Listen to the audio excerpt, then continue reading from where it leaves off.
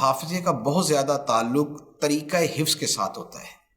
دعا کرنی چاہیے اور دماغی قوت کی جو غذائیں ہیں وہ کھانی چاہیے، جیسے بادام ہے، معروف ہے کہ بادام جو ہے وہ دماغ کو طاقت دیتے ہیں، یہ کھانے چاہیے۔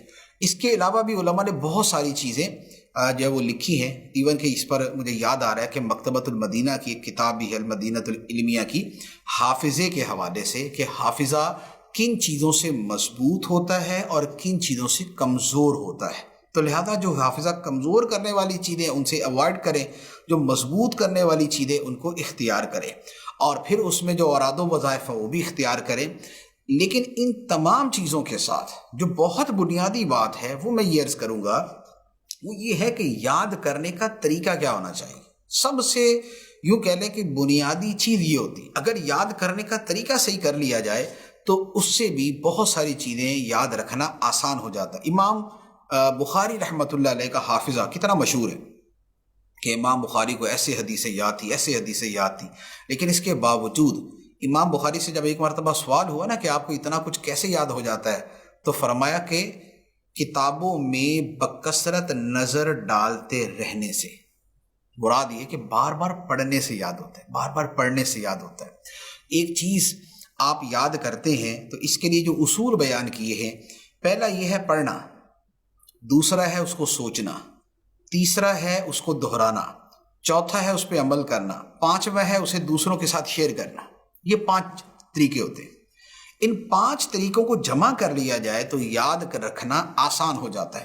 مثال کے طور پہ میں نے صلاۃ التسبیح کا ایک طریقہ پڑھا۔ اب صلاۃ التسبیح کا طریقہ میں یاد کیسے رکھوں کہ یار وہ کتنی مرتبہ کہاں پر تسبیح پڑھنی تھی۔ اب اس کے یاد رکھنے کا طریقہ یہ، نمبر 1 میں پڑھوں، نمبر 2 میں اس کو سوچوں، نمبر 3 میں اسے دہراؤں، نمبر 4 میں خود صلاۃ التسبیح پڑھوں، اور نمبر 5 میں کسی کو یہ طریقہ بھی سکھا دوں۔ جب میں یہ 5 پہ عمل کروں گا تو 5 پر عمل کرنے کے نتیجے میں وہ شے مجھے زیادہ یاد ہو جائے گی۔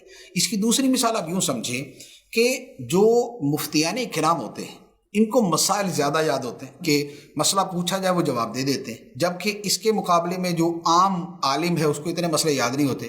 وجہ فرق کیا ہے؟ وجہ فرق یہ ہوتی ہے کہ مفتی مسائل پڑھتا ہے، پھر پڑھتا ہے، پھر پڑھتا ہے، ایک کتاب میں، دوسری کتاب میں، پھر لوگ اس سے پوچھتے ہیں، وہ ان کو جواب دیتا ہے، پھر وہ اپنے بیان کے اندر ویسے لوگوں کے سامنے بیان کرتا رہتا ہے۔ تو یوں جب مختلف انداز میں وہ پڑھتا ہے، بتاتا ہے، سیکھتا ہے، سکھاتا ہے، تو وہ شے یاد کرنا آسان ہو جاتا ہے۔ تو لہذا اس طرح کے جو یاد کرنے کے طریقے ہوتے ہیں نا، ان کو بھی فالو کرنا ضروری ہوتا ہے۔ اسی طرح شور شرابے میں یاد کریں گے تو کم یاد ہوگا، لیکن اگر پرسکون جگہ پہ یاد کریں گے تو زیادہ یاد ہوگا۔